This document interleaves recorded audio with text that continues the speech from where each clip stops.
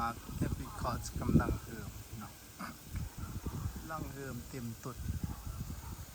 งากองทีได้จนงากองอีกอาทิตย์หนึ่งคือสิสุกอาทิตย์หนึ่ง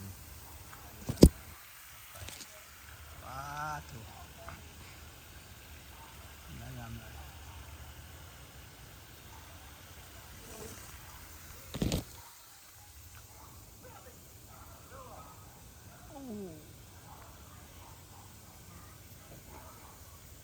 มันเป็นซุกแต่บาน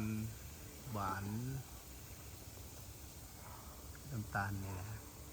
ตอนนี้ยังสมอยู่งามเลยงามเลย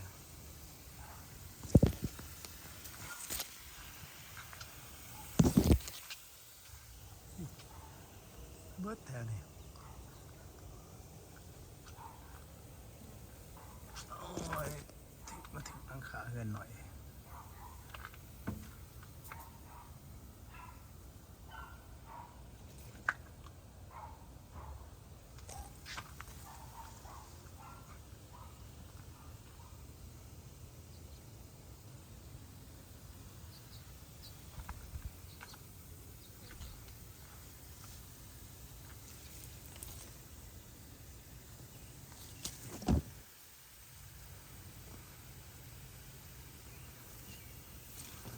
ว้าว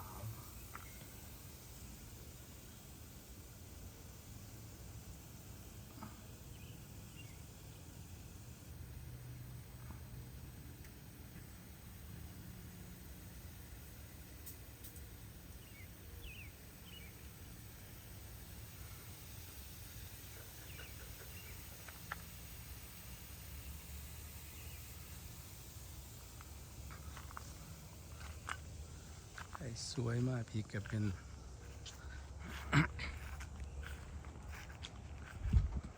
เรื่องนี้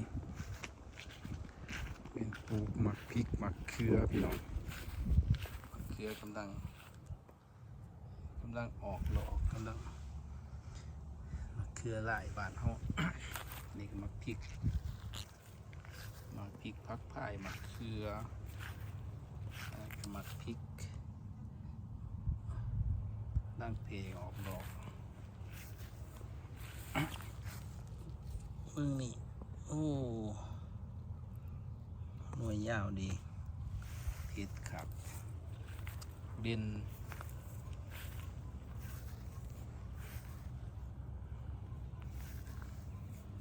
เกลือหมักพริกหมักทั่ว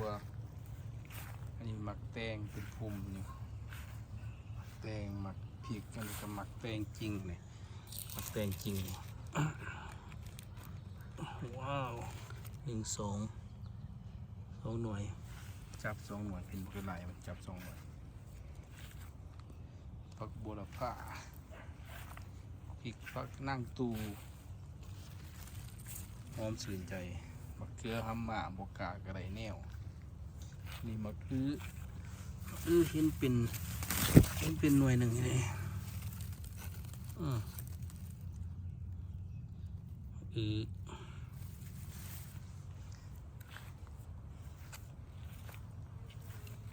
หมักซุกินี่ปลูกเป็นแถวไปแค่นี้เป็นแถวไปคาดว่าคือสิได้กินอยู่มิสเตอร์เจรินการ์เดน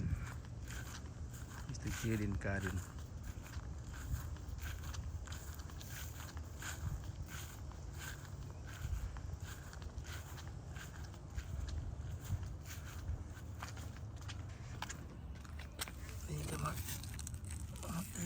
ตัวนี้เขาก็จอหลอกว่าสิออกหรือบ่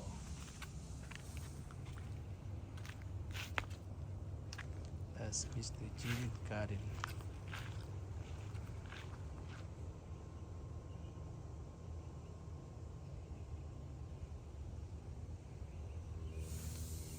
หันมาเรื่องนี้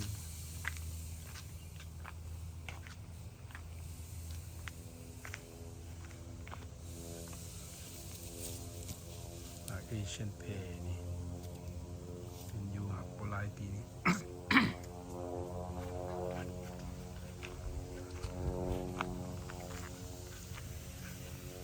ดูนัดเพ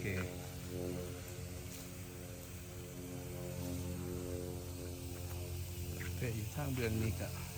ปลูกหมักน้ำเต้าอันนี้ก็หมักพีชไว้พีชแล้วกองกับปลูกผักบัวหัวหอมบัวละพามาเบืองนี้ก็นี่เป็นหมากกันนะปวดรุนละโอเคอเมริกันเพลงหมักน้ำเต้านี่มีข้าวน้ำเต้าที่สิได้กินอยู่หลายหน่วยอยู่เขียวงามอยู่กำลังขึ้นทางเอเชียนเพจเลยอยากสู้เลยเรื่องนี้ก็พริกอีกพี่น้องพริกผักไผ่ผักจอดอกเครือนี่กาอีโอ้ยที่จนกองต้นเชอรี่ตัดจากเตี้ยตัดไปเตี้ยลง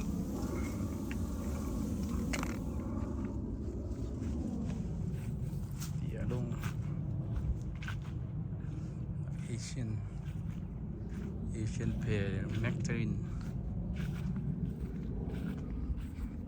มิสเตอร์จีรินเลี้ยงปลาน้องเลี้ยงปลาคำข้างใบยันแมวมาโจกกินมันเรื่องนี้ก็ต้นมักท่านใหญ่มักเอเชียนเพร์นี่ปลูกถั่วอะไรเดียวมันก็พูดต้นหนึ่งยังอยู่แมงเงียมบุกัดกินจังให้แมงเงียม มึงเบืองนี้ต้นมะพร้าวนี่หลายขนาดความปีนี้เป็นกบเลยอีก2 เดือน3 เดือนกินเลยบานจูซี่ขนาดหวานแบบมองหน่อยว่าท่านใหญ่ไม่ปลูกกำปั่นน้อยหนึ่งวันนี้ก็มักถั่วหัวหอมแป้งเอเชียนเพย์ต้นเอเชียนเพย์ตัวนี้มันก็อเมริกันเพย์โอเคบายบาย have a good day